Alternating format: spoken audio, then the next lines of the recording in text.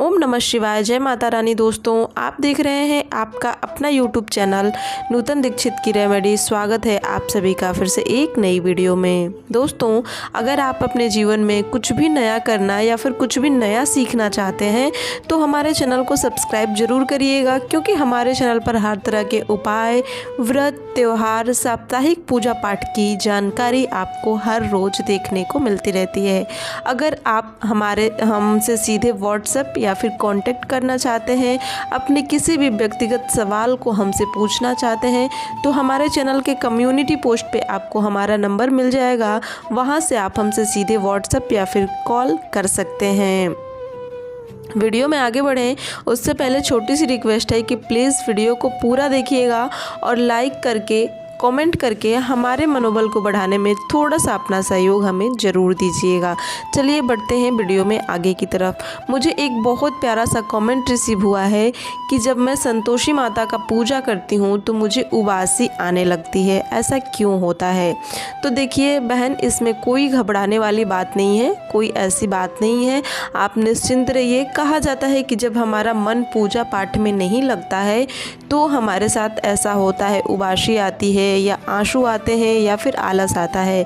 तो इसका बस एक यही कारण है, या तो आपका ध्यान पूजा में नहीं है या फिर आपने सही ढंग से अपनी नींद नहीं ली है। इसी की वजह से आपको उबासी या फिर आंसू, उबासी की वजह से आंसू आ रहे हैं। आंसू आने के कई सारे कारण होते हैं। कई बार हम बहुत ज़्यादा दुखी होते हैं और जब भगवान के सामने बैठते हैं तो अचानक हमारी आंखों में से आंसू आने लगते हैं। इसका बिल्कुल भी मतलब ये नहीं है कि हमारा ध्यान पूजा में नहीं है। उबासी के साथ आते हैं तो हम इस बात को कह सकते हैं। आंसू कई प्रकार के होते हैं। कई बार क्या होता है कि जैसे ही हम भगवान के सामने बैठते हैं हम भावुक हो जाते हैं। हमारे साथ इतनी परेशानियाँ रहती हैं, हम अपनी परेशानियों में इतने ज़्यादा होपलेस हो जाते हैं कि जैसे ही हम भगवान के सामने हाथ जोड़ते हैं अचानक से हमारी आंखों में आंसू आने लगते हैं। तो अगर आपके साथ भी ऐसा हो रहा है तो आप बिल्कुल भी मत घबराइए। इस आंसू का मतलब ये है कि भगवान आपको कुछ अच्छा संकेत देने वाले हैं, आपके साथ कुछ अच्छा होने वाला है, तो ही आपके साथ ऐसा हो रहा है। लेकिन अगर आप पूजा कर रही हैं या फिर कोई कथा पढ़ रही हैं, किताब पढ़ रही हैं, उस दौरान बार बार आपको उबासी आती है और आंखों में आंसू आते हैं, इसका मतलब ये है कि आपका ध्यान पूजा में नहीं है। आप पूजा तो कर रही हैं लेकिन मन से नहीं कर रही हैं, आपका ध्यान कहीं और है। या तो आपने रात को अच्छी से नींद नहीं ली या फिर कोई और रीज़न है। अगर ऐसा है तो आपकी पूजा, आपकी कथा, आपकी आरती बिल्कुल भी फलित नहीं होती है। अगर संतोषी माता की कथा पढ़ने के दौरान आपके साथ ऐसा होता है तो आप इस बात को ध्यान में रखिए कि आपकी पूजा कथा सफल नहीं मानी जाएगी। भगवान या फिर हमारी माता रानी कभी भी ऐसी पूजा, ऐसी पाठ, ऐसी कथा को स्वीकार नहीं करती हैं।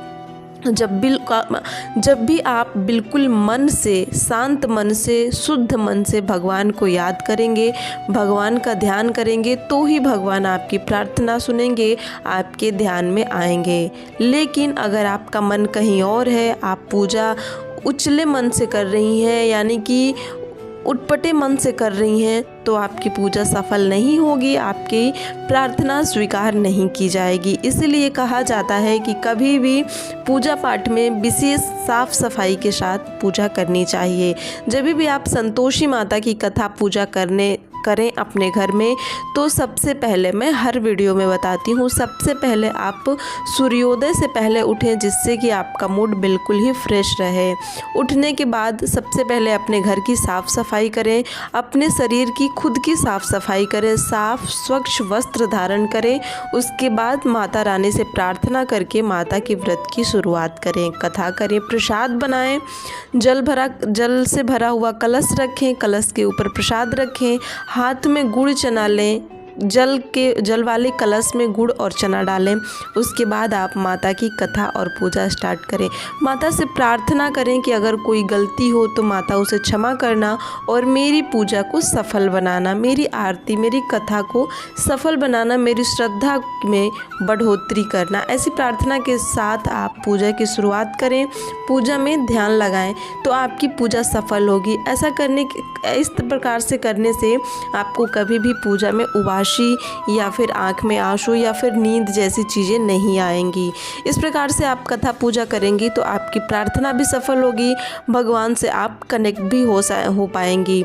दिया जरूर जलाएं। जब भी कोई भी आप पूजा पाठ करें तो दिया जरूर जलाएं। उम्मीद करती हूँ ये जानकारी आपको अच्छी लगी होगी। जानकारी अच्छी लगे तो वीडियो को लाइक शेयर जरूर करें। अगर आप हमसे कोई भी व्यक्तिगत सवाल पूछना चाहते हैं या कांटेक्ट करना चाहते हैं तो हमारे चैनल को ज्वाइन करें, जिस पे आपको हमारा नंबर हमारे कम्युनिटी पोस्ट पे मिल जाएगा। वहाँ से सीधे बात कर सकते हैं।